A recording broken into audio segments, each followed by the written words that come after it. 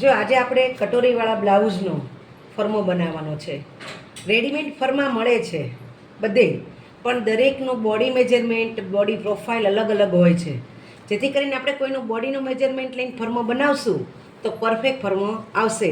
Readymade ફરવામાં કોઈની chest વધારે હોય, કોઈને ઓછું હોય, માપી હોય પણ ચેસ્ટનો ભાગ વધારે હોય, ઓછો હોય, આર્મોલ વધારે ઓછું થશે. તો પરફેક્ટ જ્યારે આપણે ફરમો શીખશું તો રેડીમેડ ફરમાની જરૂર પડતી નથી. એટલે આજે આપણે કટોરીવાળા બ્લાઉઝનો પરફેક્ટ ફરમો શીખવાનો છે. તો પહેલી આવશે લેન્થ. લેન્થ તમારી આવશે 14.5. લેન્થ આવશે 14.5. શોલ્ડરનું માપ આવશે. શોલ્ડર આવશે તમારા 10. પાછળનું ગળું નીચું છે, 10-11 જેટલું રાખીએ તો 10 શોલ્ડર રાખી દેવાનું. ચેસ્ટનું માપ છે 36.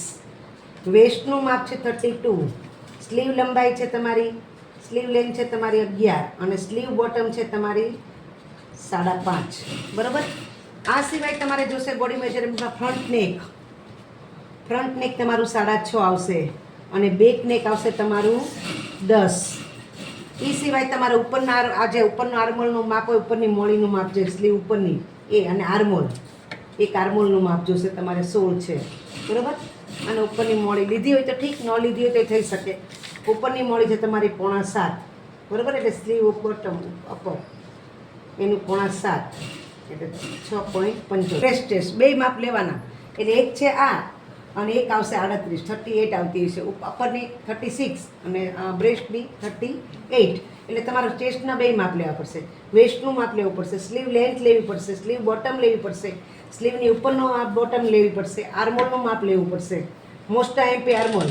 બરાબર. પછી ફ્રન્ટ નેક અને બેક નેક તમારે આટલા માપ ફરજિયાત કોઈના બોડી પરથી લેતા હશો તો લેવું પડશે. હવે તમારે શું કરવાનો, પેપરવાળો ભાગ, ખુલ્લો ભાગ તમારી સાઈડ રાખવાનો છે અને એ સાઈડ તમારે હુકાઈની સિલાઈમાં જશે. જેથી કરીને તમારાથી પહેલેથી એટલું છોડી દેવાનું હુકાઈની સિલાઈનું, એ તમારો બ્લાઉઝ ફિટ થઈ જશે નહીં. હવે તમારે બધી સિલાઈનું, ઉપર સિલાઈ, નીચે સિલાઈ અને યોગ અને કટોરી જોડશો એ બધી સિલાઈનું પહેલેથી જ તમારે સવાઈ જ છોડી દેવાનું. બરાબર. સવાઈ જ કેટલું છોડવાનું છે? એટલે 1 નંબર તમારો 1.25. હવે ત્યાંથી તમારી લંબાઈ, તમારી 14.5 લંબાઈ છે તો ત્યાંથી તમારે 14.5 લંબાઈ. આ 2 નંબર તમારી લેન્થ. બરાબર.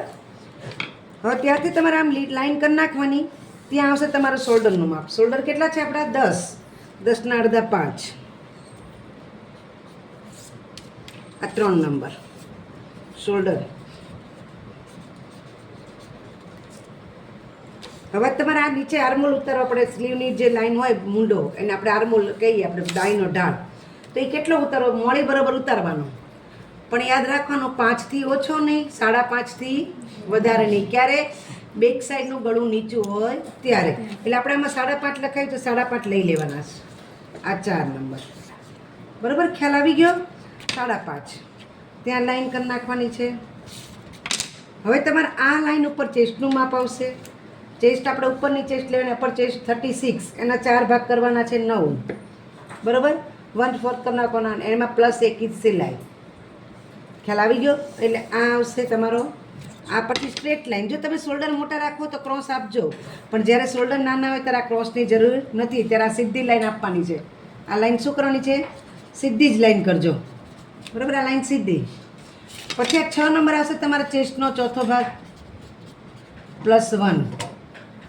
બરાબર. છાતીનો ચોથો ભાગ કરી નાખ્યો, એમાં 1 ઇંચ ઉમેરી દીધું. આજે 1 ઇંચ છે શું છે? માર્જિનનું છે આપણે. એ રીતે કમર 32 છે, એનો ચોથો ભાગ આવશે 8 અને +1.5 કેમ? 1 ઇંચ સિલાઈનો આવશે, અડધો ઇંચ પાછળના ભાગમાં ટક્સ આવશે એનું, એટલે 9.5 લઈ લેવાના છે. એટલે આ 7 નંબર. વેસ્ટનો ચોથો ભાગ +1.5. પહેલાં લાઈન ડ્રો કરી નાખવાની બહારની. પછી 1 ઇંચ અહીંથી લઈ લેવાનું, 1 ઇંચ અહીંથી લઈ લેવાનું. આ 1 ઇંચ લઈ લીધું અહીંથી, 1 ઇંચ અહીંથી લઈ લેવાનું. પછી અંદરની લાઈન ડ્રો કરવાની. ખ્યાલ આવી ગયો? આ બોડીનું આપણું મેજરમેન્ટ